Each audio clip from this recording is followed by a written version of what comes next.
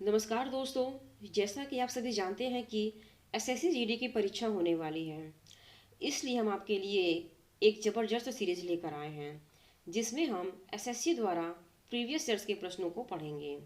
और आप सभी जानते हैं कि एसएससी द्वारा प्रश्नों को रिपीट किया जाता है, मीन्स कि बार बार पूछा जाता है। इसीलिए हम इस सीरीज की शुरुआत कर रहे हैं और यहाँ से बहुत सारे प्रश्न आपके एग्ज़ाम में डेफिनेटली पूछे जाएंगे। तो इसलिए इस सीरीज को फॉलो ज़रूर करें। अगर आप लोग इस सीरीज को सपोर्ट करते हैं तो हम आगे भी ऐसे ही सीरीज वाली वीडियो आपके लिए बनाते रहेंगे। तो जो आप ये सीरीज है ये आपके ऊपर ही डिपेंड करता है। तो चलिए शुरू करते हैं फर्स्ट सीरीज के फर्स्ट क्वेश्चन के साथ। पहला जो प्रश्न है, भारतीय संविधान की कौन सी अनुसूची में दल बदल अधिनियम से संबंधित प्रावधान है? ये जो प्रश्न है ये एसएससी में 2016 में पूछा गया है। तो इस प्रश्न का जो उत्तर है वह है 10वीं अनुसूची। भारतीय संविधान की 10वीं अनुसूची में दल बदल अधिनियम का प्रावधान है। अगला प्रश्न है, 103वां संविधान संशोधन किससे संबंधित है? तो जो 103वां संविधान संशोधन है यह आर्थिक आरक्षण से संबंधित है। अगला जो प्रश्न आने वाला है आपके सामने वो बहुत ही महत्वपूर्ण और इम्पोर्टेंट है। यह है, संविधान की 8वीं अनुसूची संविधान अधिनियम 2003 द्वारा अद्यतन में सूचीबद्ध भाषाओं की संख्या कितनी है? तो ये 22 भाषाएं हैं संविधान की 8वीं अनुसूची में, जो कि संविधान अधिनियम 2003 के द्वारा निर्धारित है। अगला प्रश्न है, भारतीय संविधान का कौन सा अनुच्छेद धर्म, वंश, जाति, लिंग और जन्म स्थान के आधार पर भेदभाव पर रोक लगाता है? तो ये अनुच्छेद 15 है। भारतीय संविधान का अनुच्छेद 15 धर्म, वंश, जाति, लिंग और जन्म स्थान के आधार पर भेदभाव पर रोक लगाता है। आप देख सकते हैं कि इस प्रश्न को 2017 में, 2020 में और 2021 में 3 बार पूछे गए। 3 साल ये क्वेश्चन को रिपीट किए गए हैं। तो ये जो आज का सीरीज़ है दोस्तों बहुत ही ज़्यादा महत्वपूर्ण है। अगर आपने इस सीरीज़ को अच्छे से फॉलो कर लिया और अच्छे से पढ़ लिया तो यकीन मानिए आप एसएससी के एग्ज़ाम को अच्छे से क्वालिफाई कर पाएंगे। अगला जो प्रश्न है यह है, किस अनुच्छेद के अंतर्गत संसद संविधान में संशोधन कर सकती है? तो ये अनुच्छेद 368 है, आर्टिकल 368। अगला प्रश्न है, चुनाव आयोग का प्रमुख किसके द्वारा नियुक्त किया जाता है? तो चुनाव आयोग का जो प्रमुख होते हैं इन्हें राष्ट्रपति के द्वारा नियुक्त किया जाता है। अगला जो इम्पोर्टेंट प्रश्न है यह है, भारतीय संविधान में मौलिक कर्तव्यों को कौन से संशोधन द्वारा शामिल किया गया था? तो भारतीय संविधान में मौलिक कर्तव्यों को 42वें संविधान संशोधन के द्वारा शामिल किया गया था। अगला महत्वपूर्ण प्रश्न है, भारत का लघु संविधान किसे कहा जाता है? तो भारत का लघु संविधान 42वें संविधान संशोधन को कहा जाता है। अगला महत्वपूर्ण प्रश्न है, सार्वभौमिक वयस्क मताधिकार के आधार पर चुनाव कराने वाला भारत का पहला राज्य कौन सा था? तो ये मणिपुर था। अगला प्रश्न है, किसी भारतीय राज्य की प्रथम महिला राज्यपाल कौन थी? तो किसी भारतीय राज्य की प्रथम महिला राज्यपाल श्रीमती सरोजनी नायडू थी और ये उत्तर प्रदेश की प्रथम महिला राज्यपाल थी। अगला महत्वपूर्ण प्रश्न है, भारत में संविधान का कौन सा अनुच्छेद राज्यपाल की क्षमादान शक्ति से संबंधित है? तो भारतीय संविधान का अनुच्छेद 161 राज्यपाल की क्षमादान शक्ति से संबंधित है। अगला जो महत्वपूर्ण प्रश्न है दोस्तों यह है, जब मतदान के अधिकार की पात्रता आयु 21 वर्ष से घटाकर 18 वर्ष कर दी गई थी तब भारत के राष्ट्रपति कौन थे? तो उस समय भारत के राष्ट्रपति आर वेंकटरमण थे। इस प्रश्न को थोड़ा घुमाकर पूछा गया है। आपको इन सारी चीज़ों को भी ध्यान देना है कि एसएससी में किस टाइप से प्रश्न पूछे जा रहे हैं। अगला जो प्रश्न है, भारत के राज्यों के राज्यपालों की नियुक्ति करने का अधिकार किसके पास है? तो भारत के राज्यों के राज्यपालों की नियुक्ति करने का अधिकार राष्ट्रपति के पास होता है। अगला जो प्रश्न है, भारत के संविधान का अनुच्छेद डैश लोगों को संसद और राज्य विधानसभाओं के चुनाव को पर्यवेक्षण करने की शक्ति देता है। तो कौन सा अनुच्छेद देता है?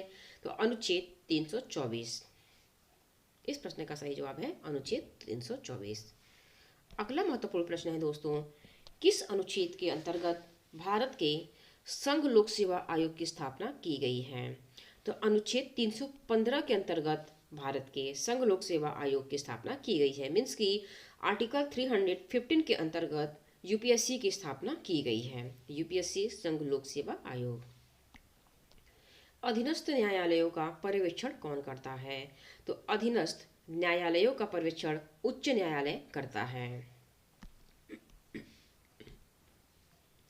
अगला प्रश्न है, 1977 में जनता पार्टी के अध्यक्ष कौन बने जिन्होंने प्रधानमंत्री के रूप में मोरारजी देसाई के साथ केंद्र में गठबंधन सरकार बनाई थी? तो ये चंद्रशेखर बने थे। जनता पार्टी के अध्यक्ष चंद्रशेखर बने थे 1977 में, जिन्होंने प्रधानमंत्री के रूप में मोरारजी देसाई के साथ केंद्र में गठबंधन सरकार बनाई थी। अगला महत्वपूर्ण प्रश्न है, राष्ट्रीय एकता परिषद की पहली बैठक किस वर्ष हुई थी? तो राष्ट्रीय एकता परिषद की पहली बैठक 1962 में हुई थी। अगला महत्वपूर्ण प्रश्न है दोस्तों, संसदीय स्वरूप की सरकार में कौन उत्तरदायी होते हैं? तो संसदीय स्वरूप की सरकार में कार्यपालिका विधानमंडल के प्रति उत्तरदायी होती है। अगला जो प्रश्न है, संसद प्रत्येक वर्ष कितने सत्र आयोजित करती है? तो संसद प्रत्येक वर्ष 3 सत्र को आयोजित करती है। बहुत ही महत्वपूर्ण प्रश्न है दोस्तों। अगला जो महत्वपूर्ण प्रश्न है वह भारत के संविधान के किस नियम के तहत लोकसभा में चर्चा में सदन के समक्ष औपचारिक प्रस्ताव शामिल नहीं है? तो ये नियम 193 है, रूल 193। अगला जो प्रश्न है वह है, कौन लोकसभा के अध्यक्ष प्रोटेम की नियुक्ति करता है? तो प्रोटेम की नियुक्ति राष्ट्रपति के द्वारा की जाती है। लोकसभा के अध्यक्ष प्रोटेम की नियुक्ति राष्ट्रपति के द्वारा की जाती है। अगला जो महत्वपूर्ण प्रश्न है दोस्तों यह है, भारत के उपराष्ट्रपति को किनके द्वारा चुना जाता है? तो भारत के उपराष्ट्रपति को संसद के सदस्यों के द्वारा चुना जाता है। अगला जो प्रश्न है, भारत के राष्ट्रपति द्वारा राज्यसभा में कितने सदस्यों को नामित किया जा सकता है? तो भारत के राष्ट्रपति के द्वारा राज्यसभा में 12 सदस्यों को नामित किया जा सकता है। अगला जो प्रश्न है दोस्तों यह है, भारतीय संविधान अनुच्छेद 356 किसके बारे में है? मीन्स के आर्टिकल 356 किसके बारे में है?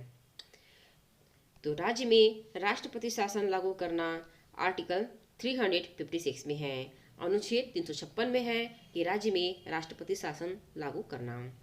अगला जो प्रश्न है, भारत के संविधान का कौन सा अनुच्छेद मौलिक अधिकारों के प्रवर्तन के लिए संवैधानिक उपचार प्रदान करता है? तो ये अनुच्छेद 32 है। अगला जो प्रश्न है, हमारे संविधान के अनुसार भारत एक है। भारत एक डैश है, क्या है? तो हमारे संविधान के अनुसार भारत एक धर्मनिरपेक्ष राष्ट्र है। अगला जो प्रश्न है, भारतीय संविधान में राज्य के नीति निदेशक के सिद्धांतों को किस देश के संविधान से लिया गया है? तो राज्य के नीति निदेशक सिद्धांत को आयरलैंड के संविधान से लिया गया है। अगला प्रश्न है दोस्तों, समस्त भारतीय नागरिकों को समानता के लिए आश्वस्त कौन कराता है? तो समस्त भारतीय नागरिकों को समानता के लिए आश्वस्त भारत का संविधान कराता है। अगला महत्वपूर्ण प्रश्न है, किस परिस्थिति में भारत में स्वतंत्रता के मौलिक अधिकारों को कम किया जाता है? तो ये राष्ट्रीय आपातकाल की स्थिति होती है जब मौलिक अधिकारों को कम किया जाता है और यह अनुच्छेद 352 के अंतर्गत आता है। अगला प्रश्न है, निम्न में से किसे भारतीय संविधान का जनक कहा जाता है? और इस प्रश्न का उत्तर दोस्तों आपको देना है। इस प्रश्न का जो सही जवाब है इसका आंसर आप कमेंट बॉक्स में हमें देंगे। तो दोस्तों ये रहे प्रीवियस ईयर्स के कुछ क्वेश्चन एसएससी के द्वारा पूछे गए जो कि आपके आने वाले एसएससी जीडी के एग्ज़ाम के लिए बहुत ही ज़्यादा महत्वपूर्ण हैं। आशा करती हूँ कि आपको ये वीडियो अच्छा लगा होगा, आपने वीडियो को एंजॉय किया होगा। ये सीरीज़ कैसी लगी आपको हमें कमेंट बॉक्स में बताना है और साथ ही साथ इस प्रश्न का भी सही जवाब हमें देना है।